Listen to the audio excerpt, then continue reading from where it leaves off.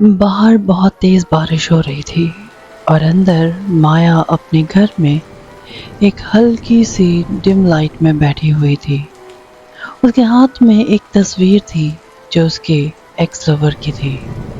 वो उसे देखे जा रही थी। उसने किसी और के लिए उसे छोड़ दिया था। उसके यकीन को तोड़ के उसका दिल तोड़ दिया था। माया का दिल बहुत भरा हुआ था इस धोखे से। उसकी यादें, उसका प्यार, उसका पीछा नहीं छोड़ रही थी।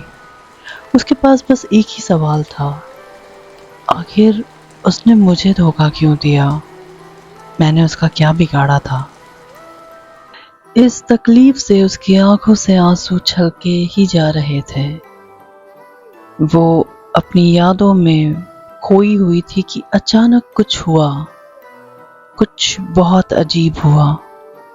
अचानक से लाइट्स फ्लिकर होने लगी और एक बहुत ठंडी हवा पूरे कमरे में छा गई और अजीब सी परछाइयां दीवारों पे नाचने लगी।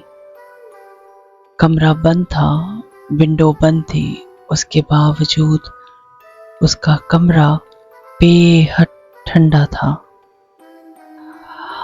माया को लगा शायद ये सब उसका इमेजिनेशन है, वो सब उसका ख्याल है।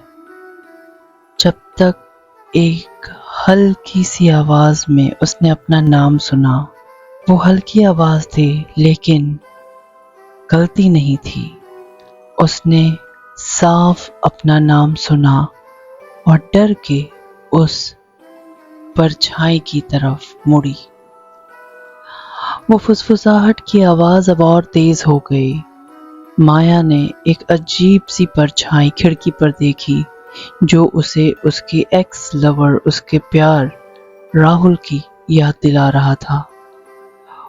उसे लगा उसकी आंखों का धोखा है, क्योंकि जिसे वो देख रही थी उसका चेहरा बिल्कुल पीला पड़ा हुआ था और आंखें बिल्कुल खाली थी।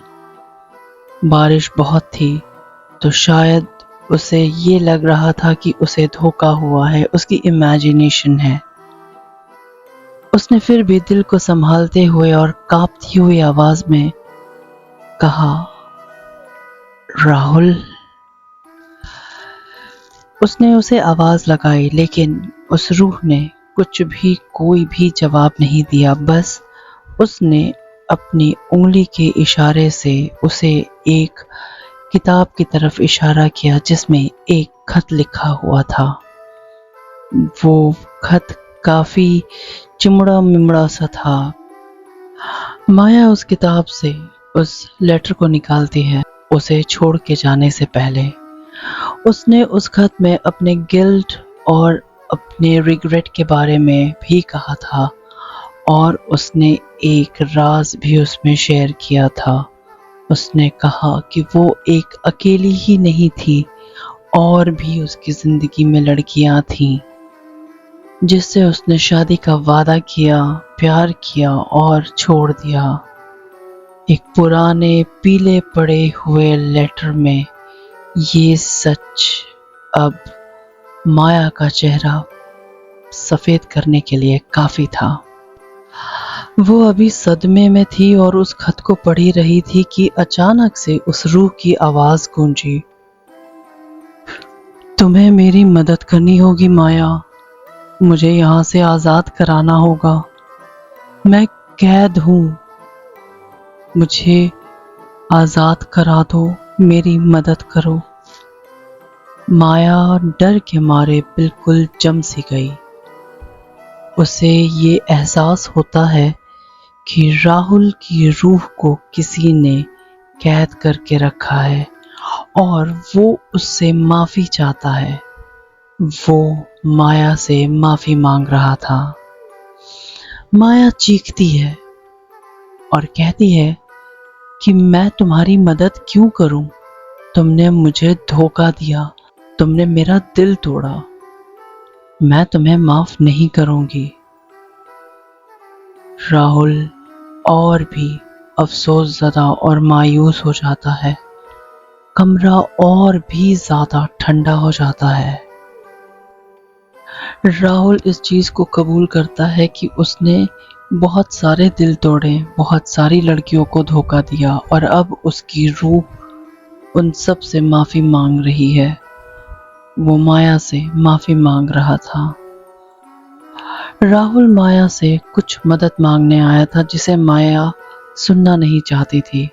वो पहले तो बिल्कुल भी सुनने के लिए तैयार न थी, लेकिन फिर जब राहुल ने उसे कहा कि उसने और भी लड़कियों को धोखा दिया है, उनमें से एक की रूह उसके पीछे पड़ी है, वो उसे मुक्ति पाने नहीं दे रही है। राहुल को माफ ना करे ताकि वो हमेशा हमेशा बिना मुक्ति के घूमता रहे। माया को एहसास होता है कि वो अकेले नहीं है। वो रूह जो बदला लेना चाहती है अब उसे भी हॉन्ट कर रही है। वो उसे एक्यूज कर रही है कि उसने राहुल को धोखा देने से, औरों की जिंदगी बर्बाद करने से क्यों नहीं रोका, जबकि माया ये बात जानती ही नहीं थी। लेकिन वो रूह समझने के लिए तैयार न थी और अब वो दोनों रूहें, राहुल, दूसरी लड़की और ये दोनों उस कमरे में लड़ रहे थे। उनके गुस्से से पूरा कमरा जैसे हिल गया हो और माया अपने आप को इस लड़ाई के बीच में बेमकसद पिसती हुई पा रही थी। वो इस झगड़े को अब ज्यादा बर्दाश्त नहीं कर पा रही थी। इन दोनों के झगड़ों के बीच में माया को एक चीज याद आती है जो उसकी नानी ने उसे सिखाया था। वो फौरन ही कैंडल्स जलाती है और प्रेयर करने बैठ जाती है उन दोनों की रूहों के लिए। जैसे ही वो प्रेयर शुरू करती है, वो रूह जो राहुल को और माया को माफ करने के लिए तैयार न थी, एक चीख के साथ गायब हो जाती है और राहुल के भूत या रूह माया को एक थैंक यू की नजर से देखता है कि आज उसके वजह से वो भी आजाद हो गया। गायब होने से पहले, मुक्ति पाने से पहले राहुल सिर्फ इतना कह पाता है, थैंक यू, और हो सके तो मुझे माफ कर देना। माया को एक अजीब सा सुकून अपने दिल में महसूस होता है। एक अजीब सी शांति उसे महसूस होती है जब वो उसे इस दुनिया से मुक्त करा रही थी। माया का घर फिर से वैसे ही शांत हो जाता है जैसे पहले था। अब माया का दिल भी बहुत हल्का हो चुका था पहले से। उसके चेहरे पे जो दर्द था, जो दिल में जख्म था, वो सब कुछ उसके साथ जा चुका था। अब वो एक पीसफुल लाइफ देखना चाहती थी। माया ने उन सारे खतों को जला दिया जिसमें राहुल ने अपनी तकलीफ लिखी थी। रूहें अपनी अपनी जगह जा चुकी थी। माया ने अपने अतीत को दफनाकर अब नए सपने देखना शुरू किया। उसने एक नया करियर चुना अपनी जिंदगी को एक नई दिशा देने के लिए। माया की कहानी एक सबक बन गई कि कैसे जिंदगी में हर मुश्किल को पार कर सकते हैं, चाहे वो प्यार का धोखा ही क्यों ना हो। उससे सीख ये है कि माफ करना और आगे बढ़ना ही असली मुक्ति है। आपको हमारी आज की ये कहानी कैसी लगी हमें जरूर